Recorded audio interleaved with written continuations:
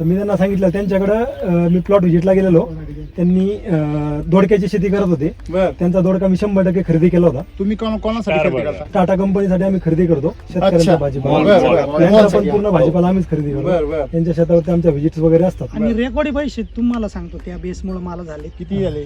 भरपूर चांगले पैसे झाले आणि चांगले रेट पण पैसे त्यांना झाले. कारण असं आहे ते, 55-60 एक वर्ष रुपयापर्यंत मला बिटामध्ये खूप पैसे झाले, तर तेवढं सगळा पट्टा जर पाहिला तुम्ही बिटाचा आहे आता.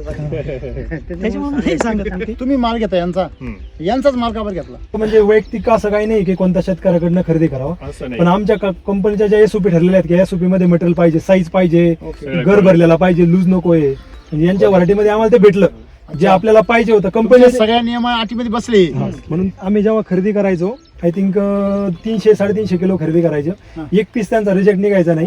त्याच्यानंतर आम्ही तो जेव्हा याला पाठवायचो अहमदाबादला, तर त्या अहमदाबादची कंप्लेंट आली होती आम्हाला कस्टमरची, याचं ग्रीन हे निघतं, कलर निघतो, याला कलर केलेला आहे, एवढा तो कलर पाच होता. तर त्याच्यावरती मी जवळजवळ 8 ते 9 दिवस आम्ही त्याच्यावरती काम केलं. व का कलर निघतोय, मी यांच्या शेतावरती पण जाऊन आलेलो. आता ते मी त्यांना आधीच ओळखत होतो. कशाचा कलर निघतो? त्या नैसर्गिक दोडक्याचा कलर हिरवा निघायचा त्या पाण्यामधनं. कंपनी सुद्धा म्हटली असते का हे आमच्या व्हरायटीचं नाही. केमिकल वापरताय काहीतरी, त्याच्यामुळे त्याचा कलर निघतोय. तर मग आम्ही त्यांना सिद्ध करून व्हरायटीची एवढी ग्रीनरी का त्याला कलर निघायचा? कलर निघायचा. आणि तेवढी ग्रीनरी म्हणजे मी आज 2-3 कंपन्यात काम केलं कलेक्शन सेंटरमध्ये, जिथं खरेदी केलं. पहिल्यांदी एवढा जबरदस्त दोडका पाहिला. आमचा अनुभव म्हणजे तुमच्या याच्याबद्दल नाही, वैयक्तिक आम्ही जेव्हा शेतावरती फिरतो ना, तर आमचं पण मेजरली काम हेच असतं की तुम्ही मातीवरती काम करा, मातीवरती काम करा. आम्ही असं वैयक्तिक सजेस्ट नाही करत की कोणाबद्दल करा. ठीक आहे, नका करू. पण तुम्ही जेव्हा आपले प्लॉट बघता, समजा आता आमचा हा प्लॉट आहे किंवा यांचे प्लॉट आहे, तुम्हाला काय लक्षात आलं? त्यांनी मला जेव्हा सांगितलेलं ना, तर आमचा जरी संध्याकाळी फोन झाला तर आम्ही अर्धा 1 तास त्याच्यावरती डिस्कशन करतो.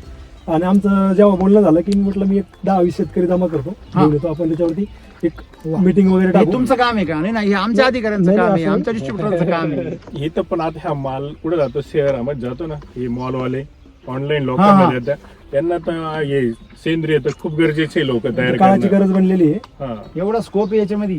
अजिंक्य सरांच्या हातात हात घालून आमचे वैभव सर आणि आम्ही आपण सर्वजण आणि तुम्ही सर्व शेतकरी आपण जोरदार धमाका करूया. सगळीकडे एससीडीचा बोलबाला करूया आणि आपलं हब बनलं पाहिजे. जसं पिंपळगाव बसवंतचं नाव केमिकलचं हब बनलेलं आहे, तसं पिंपळगाव बसवंतचं नाव किंवा निफाडचं नाव पुन्हा एकदा आपण एससीडी वैदिकचं हब म्हणून आणि सगळ्या देशाला आपण मोठ्या मॉल्सला, 5 स्टार 7 स्टार हॉटेल्सला आपण सर्व भाजीपाला आणि द्राक्ष करूया.